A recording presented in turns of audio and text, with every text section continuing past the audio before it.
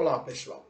Hoje nós vamos trabalhar com a análise sintática, ou sintaxe, que é uma parte, um desdobramento da língua que se encarrega de estudar as relações entre os termos das orações, assim como também entre as orações. Mas especificamente vamos trabalhar com o sujeito e o predicado, os termos considerados principais da oração. Então, vamos lá. O que é sujeito? Sujeito dentro de uma oração. Sujeito é o tema da oração, é o ser a respeito do qual se declara alguma informação. O sujeito pode vir no início da frase, no meio ou no final. Quando ele vem no início, dizemos que a oração está na ordem direta. Quando o sujeito vem no meio ou no final da frase, dizemos que está na ordem indireta ou inversa. É quando ocorre o hipérbato. Pois bem, o sujeito pode ser representado, o núcleo do sujeito, a palavra principal, localizada dentro do sintagma nominal, pode ser representado por um substantivo, uma palavra que assume o papel de um substantivo, que nós chamamos de palavra substantivada, ou ainda um pronome. E ele pode se classificar em vários tipos. O sujeito pode ser simples ou composto. Quando é que o sujeito é simples? Quando ele é formado por um só núcleo. Sujeito simples é aquele que é formado por um só núcleo. Por exemplo, se eu digo, o rapaz foi demitido depois de vários anos. Neste caso, pergunta-se ao verbo quem foi demitido. E aí, o rapaz é o sujeito da oração. A melhor maneira de se identificar o sujeito de uma oração, assim como outros termos ligados ao verbo, é perguntando-se ao verbo. Então, o rapaz foi demitido depois de longos anos, depois de vários anos de trabalho. Então, quem é o sujeito? O rapaz. Sujeito simples. Por que simples? Porque temos aí duas palavras representando o sujeito. O artigo o e o substantivo rapaz. Qual a palavra principal? Rapaz. Não é à toa que o substantivo é considerado geralmente o núcleo do sintagma nominal. Então aí, sujeito simples porque há um só núcleo. Se sujeito simples é aquele que é formado por um só núcleo, composto é aquele que é formado por dois ou mais núcleos. Portanto, se eu digo as portas e as janelas da casa estavam abertas. Neste caso, temos um sujeito composto, porque temos duas palavras principais dentro do sujeito. Uma delas é portas e a outra janelas. Portanto, trata-se de um sujeito composto. Agora, é preciso atentar para um detalhe. Às vezes os alunos pensam que quando o sujeito estiver no plural, ele passa a ser composto. Não, na verdade, não é bem assim. Um sujeito pode estar no plural sem ser um sujeito composto. Vejamos, no exemplo, o pássaro fugiu da gaiola. Qual é o sujeito dessa oração? O pássaro. Sujeito simples, sujeito simples. O núcleo, pássaros. Pássaro. O pássaro fugiu da gaiola. O núcleo é a palavra pássaro. Se eu passar essa frase para o plural, os pássaros fugiram da gaiola, o sujeito continua sendo simples. Porque o núcleo só é só há uma palavra representando o núcleo do sujeito, que é a palavra pássaros. Portanto, ainda temos o sujeito simples. O sujeito só é composto quando houver dois ou mais núcleos. Quando esses núcleos vierem especificados. Se eu dissesse, por exemplo, a graúna e o sabiá fugiram da gaiola, aí sim o sujeito já passaria a ser composto. Porque estaríamos especificando os núcleos, discriminando os núcleos. Neste caso, sujeito composto. Pois bem, continuando, expliquei o sujeito simples, o sujeito composto, vamos para o sujeito determinado. O que é um sujeito determinado? É aquele que permite ser identificado a partir de uma frase, de um contexto. Mesmo que ele não esteja explícito na frase, é possível identificá-lo. Neste caso, temos um sujeito determinado. Então, se eu digo, estive em sua casa ontem, observe que, pelo verbo, é possível identificar, pela desinência verbal, é possível identificar que a referência aí, a referência do verbo é feita em relação ao pronome eu. Mesmo que ele não esteja expresso, ainda assim o sujeito pode ser considerado determinado. É um sujeito determinado. Se sujeito determinado é aquele que pode ser identificado a partir de uma frase, de um texto, de um contexto, de uma situação, sujeito indeterminado é aquele que fica indefinido, fica vago. Não é possível determinar. Por isso que indeterminado.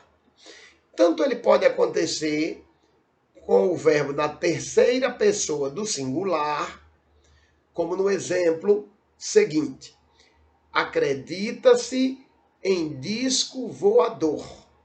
Acredita-se em disco voador. Observe que o verbo acreditar está na terceira pessoa do singular.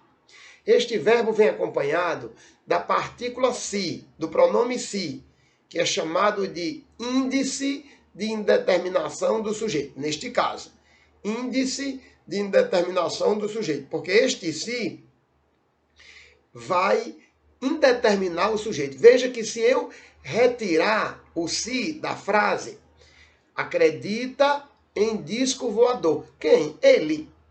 O sujeito já poderia ser determinado.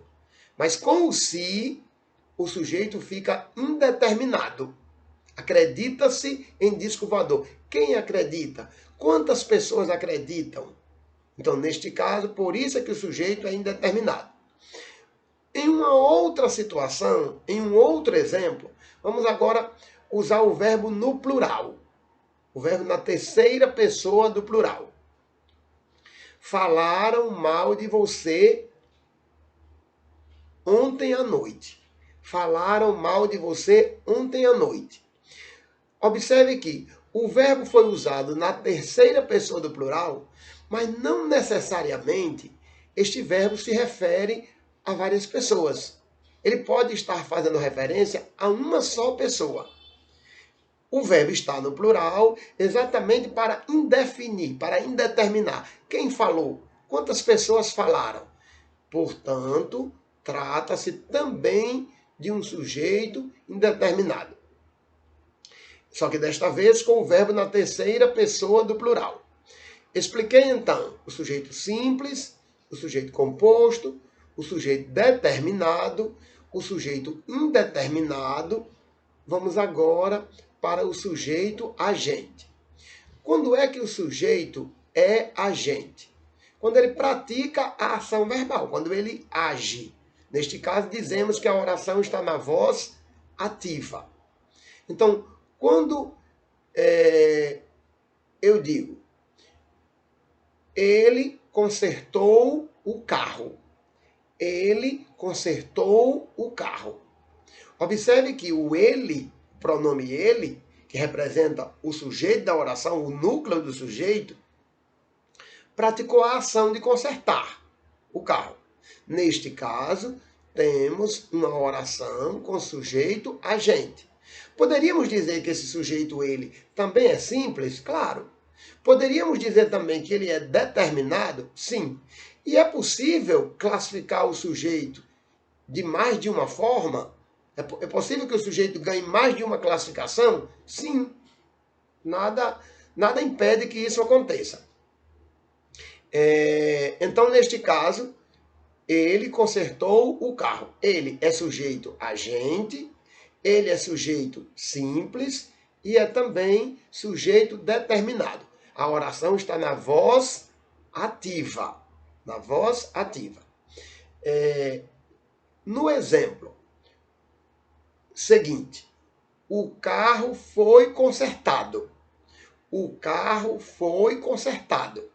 Observe que o carro, neste caso, não praticou nenhuma ação. Ele recebeu a ação. O carro foi consertado. Não foi o carro que praticou a ação de consertar. Ele foi consertado. Portanto, o carro é sujeito paciente. Logo, a oração se encontra na voz passiva. Neste caso, dizemos que se trata da voz passiva analítica. O carro foi consertado. Por que voz passiva analítica? Porque temos uma forma verbal analítica. Temos uma locução verbal. Temos o verbo foi, que é o verbo ser, o auxiliar, e temos o verbo principal, consertado, que é o verbo que está no particípio, por causa da terminação do. Na voz passiva analítica, temos sempre uma locução verbal, formada pelo verbo auxiliar, mais o verbo principal no particípio. O carro foi consertado. Mas também existe a voz passiva sintética, que é aquela em que o sujeito também sofre a ação. Só que em vez de uma forma verbal analítica, nós vamos ter uma forma verbal simples. Consertou-se o carro. Observe que o carro continua sendo o sujeito da oração, sujeito paciente. Mas, neste caso, temos a voz passiva sintética, porque aqueles dois verbos sintetizaram-se em uma forma só. Consertou, consertou-se o carro. Temos a voz passiva sintética. Este si que vem acompanhando o verbo consertou vai ser uma partícula apassivadora. Vai ser um pronome apassivador. Por que vai ser uma partícula apassivadora?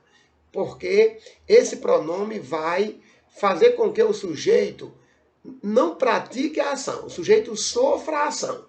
Observe que se eu retirar o si, ele deixa de ser paciente. Consertou o carro. Diferentemente de consertou-se o carro.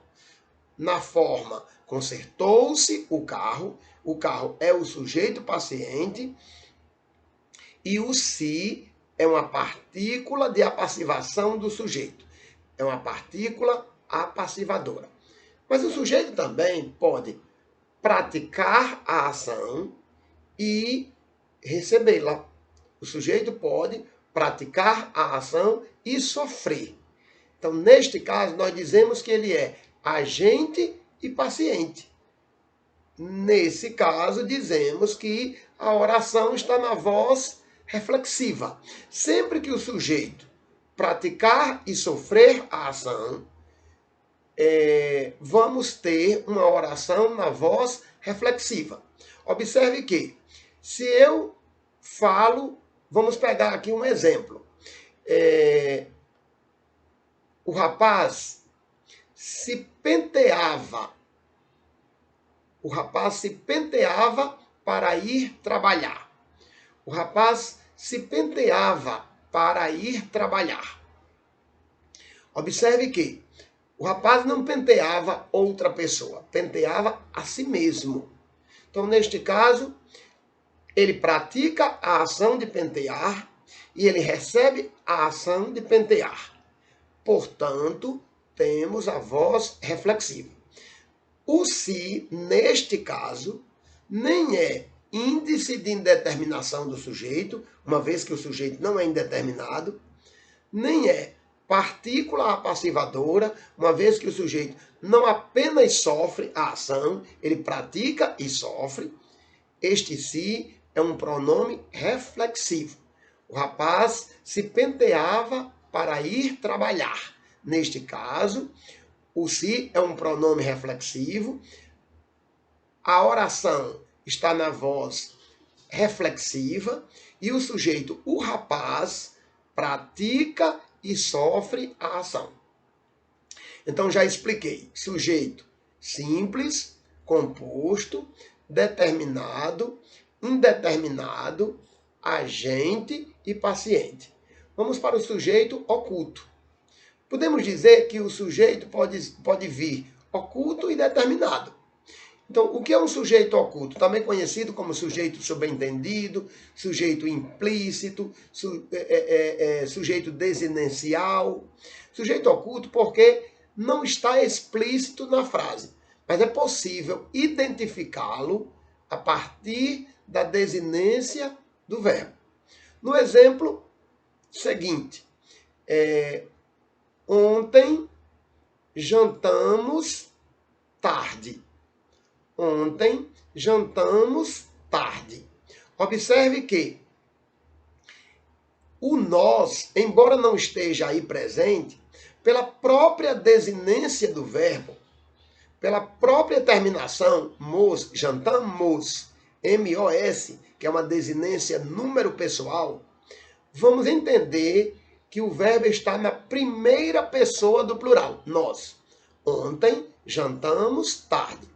Como o sujeito não está explícito, o sujeito não está expresso na frase, houve uma elipse, por isso que o sujeito oculto também é chamado de sujeito elíptico, temos então um sujeito oculto, determinado, desinencial.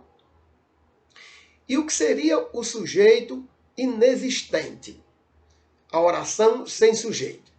O sujeito inexistente ocorre cada vez que não houver um sujeito dentro da frase ou fora da frase. Na verdade, não há sujeito para aquele verbo. E o verbo, neste caso, é chamado de verbo impessoal. Sempre que o sujeito for inexistente, sempre que a oração for sem sujeito, o verbo será chamado de impessoal. Ele só pode ser usado na terceira pessoa do singular. Pode envolver um verbo que expresse fenômeno da natureza, como chover, neblinar, garoar, nevar. Pode envolver também o verbo fazer, indicando tempo decorrido, tempo que passou. Pode também envolver o verbo haver no sentido de existir, ocorrer, acontecer. Sempre que o verbo haver vier no sentido de ocorrer, existir, acontecer, trata-se de um verbo impessoal. Vamos a alguns exemplos. Quando eu digo trovejava enquanto chovia, temos duas orações porque temos dois verbos. Trovejava enquanto chovia. Tanto o verbo trovejar como o verbo chover, ambos são impessoais. Trata-se de verbos que expressam fenômenos da natureza. Não seria possível imaginar um sujeito para o verbo trovejar e também para o verbo chover. Ele trovejava enquanto ele chovia. Então, neste caso, não é possível. Trata-se de uma oração sem sujeito. São duas orações aí sem sujeito. Em um outro exemplo, faz dias que não o vejo. Faz dias que não o vejo. Temos também duas orações. A primeira oração faz dias. Observe que o verbo faz está na terceira pessoa do singular. Não seria possível dizer, ele faz dias que não o vejo. Não seria possível. O verbo faz não admite sujeito. Exatamente, se o sujeito fosse a palavra dias, este verbo estaria no plural. Mas neste caso, A concordância não deve ser feita com base no objeto, no complemento verbal, que é dias.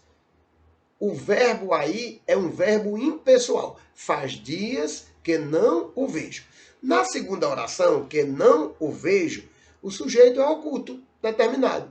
Faz dias que eu não o vejo. Então, sujeito inexistente é aquele que ocorre quando não existe sujeito na oração, quando a oração é sem sujeito. Vamos a um outro caso. Ontem houve somente 2 aulas. Observe que não seria admissível, de acordo com a concordância verbal, ontem houveram somente 2 aulas. Ontem houve somente 2 aulas. Trata-se do verbo haver no sentido de existir, de ocorrer, de acontecer. O verbo não deve ir para o plural. O verbo deve permanecer na terceira pessoa do singular, como todos os verbos impessoais. Agora, se nós substituíssemos o verbo ouve, o verbo haver, ouve, por um outro verbo de sentido equivalente, ontem aconteceram somente 2 aulas, aí sim, este verbo, aconteceram no caso, se flexionou porque passou a concordar com o sujeito. 2 aulas. Observe que ontem houve somente 2 aulas, não existe sujeito para esta oração. 2 aulas é o complemento verbal, é o objeto direto. Agora, ontem aconteceram somente 2 aulas, o verbo se flexiona porque concorda com o seu sujeito. 2 aulas. Porque o verbo acontecer não é um verbo impessoal. Ele admite sujeito e concorda com o sujeito. Concorda com ele. É preciso atentar para isso. Verbo haver, no sentido de existir, ocorrer, acontecer, não admite sujeito. É usado apenas na terceira pessoa do singular. Mas sempre o verbo haver vai funcionar com esse sentido? Ou ele pode admitir sujeito, mudando o sentido? Ele pode admitir o sujeito. Se eu digo, por exemplo, o professor achou por bem suspender o aluno. O professor achou por bem suspender o aluno. Vamos substituir esse verbo achou pelo verbo ouve. O professor ouve por bem suspender o aluno. Poderia? Poderia. Neste caso, temos um sujeito para o verbo haver. O verbo haver, neste caso, não tem o mesmo sentido de existir. Em um outro exemplo, pai e filho haviam discutido na noite anterior ao acidente. Pai e filho haviam discutido na noite anterior ao acidente. Observe que temos aí um tempo composto. Haviam discutido. 2 verbos. É uma forma verbal analítica. Haviam discutido. O verbo haver, neste caso, não tem o mesmo sentido que o verbo haver no sentido de existir. O verbo haver, neste caso, está sendo usado com o sentido de ter.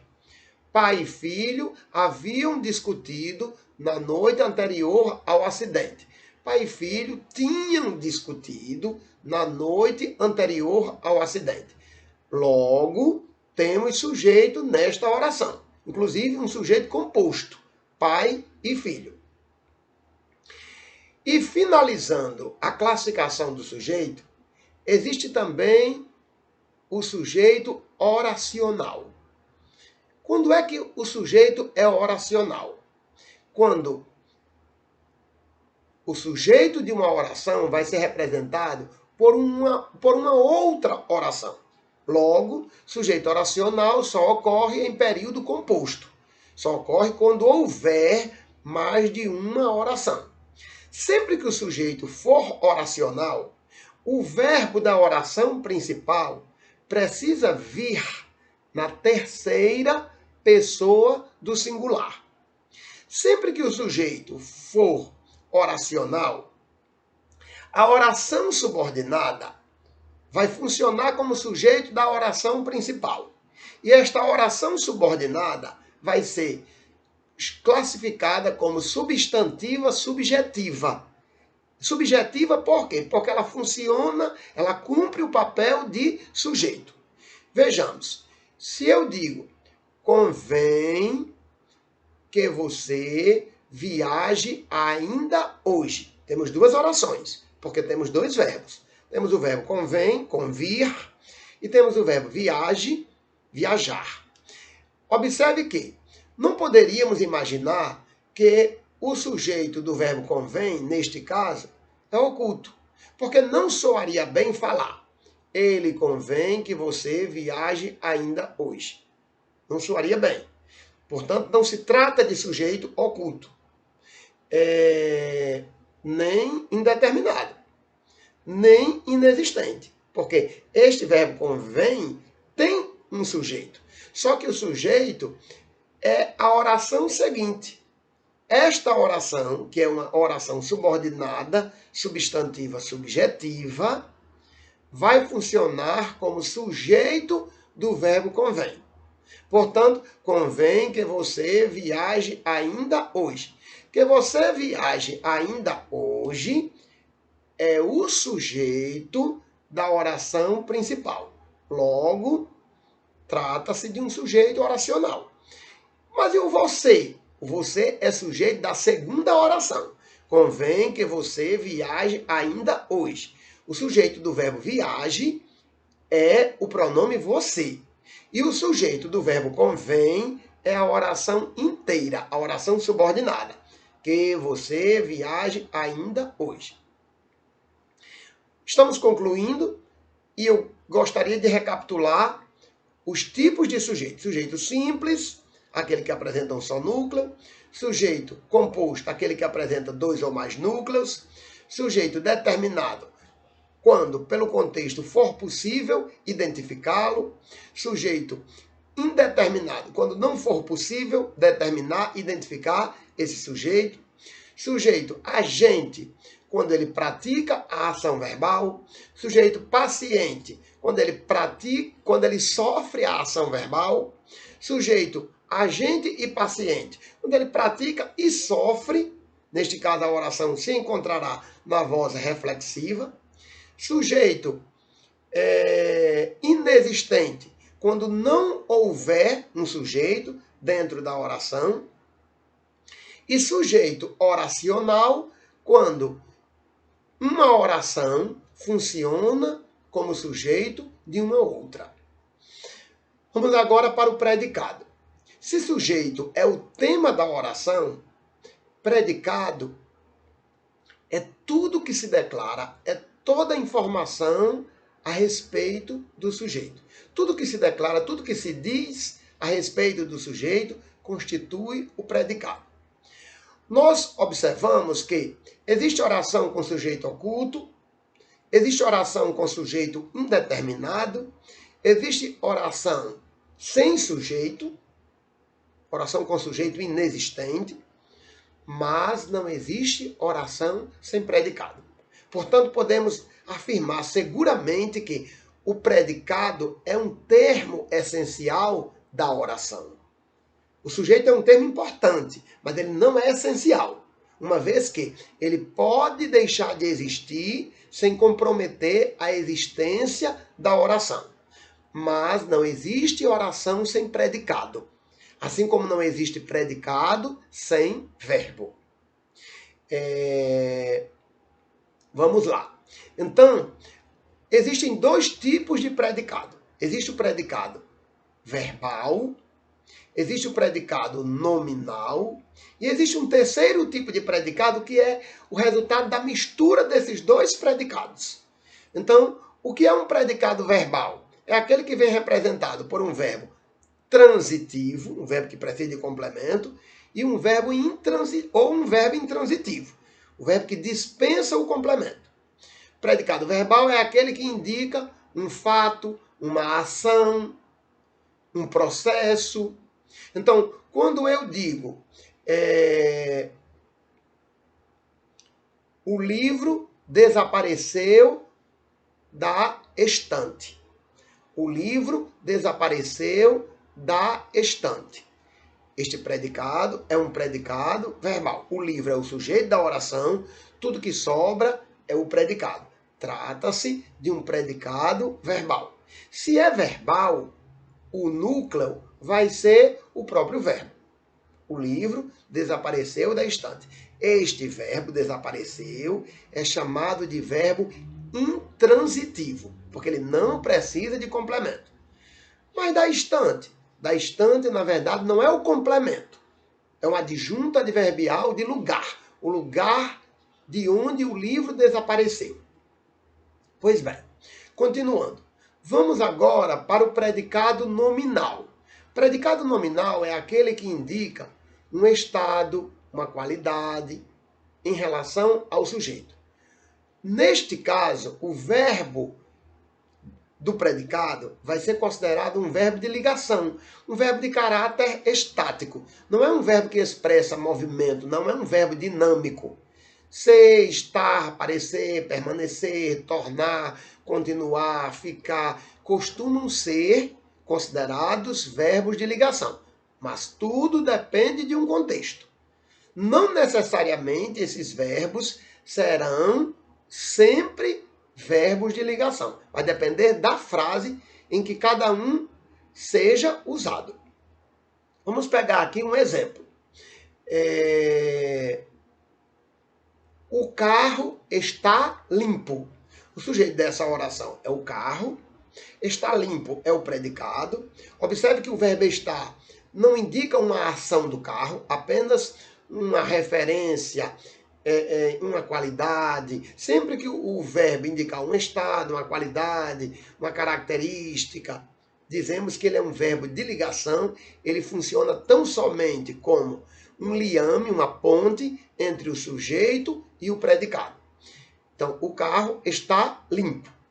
Está é verbo de ligação. Limpo, que é a palavra que faz referência ao sujeito, é um adjetivo, é um predicativo do sujeito. É um elemento que caracteriza, que indica um estado, uma qualidade em relação ao sujeito. Neste caso, o predicado é nominal. E, sendo um predicado nominal, o verbo não passará a ser o núcleo desse predicado. O núcleo desse predicado é o adjetivo, é o predicativo. Limpo. O carro está limpo. No entanto, se eu disser o carro está lá fora, observe que aí não há mais uma qualidade, uma característica do carro, o estado em que se encontra o carro. Neste caso, o carro está lá fora, é uma circunstância de lugar. O carro está onde? Lá fora. Portanto, o verbo estar não mais será de ligação, será um verbo intransitivo, e lá fora vai ser um elemento circunstancial. Vai ser uma locução adverbial, um adjunto adverbial de lugar. Por isso que é importante entendermos que não existe não se pode decorar um verbo como sendo de ligação, porque ele pode, dependendo da frase, ele pode deixar de ser. Certo? O que precisamos entender é que predicado nominal é aquele que indica um estado ou uma qualidade do sujeito. Vem sempre com um verbo de ligação, que é um verbo de caráter estático, que é um verbo que indica estado ou qualidade do sujeito. E o que seria um predicado verbo nominal? Predicado verbo nominal, como falei antes, é o resultado da mistura dos dois tipos. É o resultado da mistura do predicado verbal com o predicado nominal. Observe que o aluno respondia inquieto à prova. O aluno respondia inquieto à prova. Observe que, neste caso, nós temos duas informações ligadas ao sujeito, o aluno. Que ele estava inquieto e que ele respondia à prova. Então temos a ação de responder, representada pelo verbo responder, que é transitivo e indireto, respondia a quê. E temos inquieto, que é um adjetivo, que vai indicar o estado do aluno, como ele se encontrava. Ele estava inquieto. Então, o aluno respondia inquieto à prova. Neste caso, temos um predicado verbo nominal. Logo, em vez de um núcleo, temos dois núcleos. O verbo respondia e a palavra inquieto, que é o predicativo do sujeito. Vamos a um outro exemplo. O trem partiu lotado. Observe que nós temos aí dentro do predicado duas informações. Uma ligada à ação de partir, representada pelo verbo intransitivo, o verbo partir intransitivo, que não precisa de complemento. E temos a palavra lotado, que é um adjetivo, predicativo do sujeito. Temos dois núcleos para esse predicado. Vamos a um outro exemplo. Os meninos viam ansiosos o filme. Os meninos assistiam, né? Viam ansiosos o filme. Observe que temos aí o verbo viam, que indica a ação de ver, verbo transitivo direto. O filme, o objeto, o complemento desse verbo. E ansiosos é o predicativo do sujeito. Logo, temos um predicado também verbo nominal. Dois núcleos. Um representado pelo verbo, viam, os meninos viam, e o outro núcleo representado pelo adjetivo ansiosos. Portanto, um predicado verbo nominal. Espero que vocês tenham aproveitado e que eu tenha me feito compreender. Boa sorte.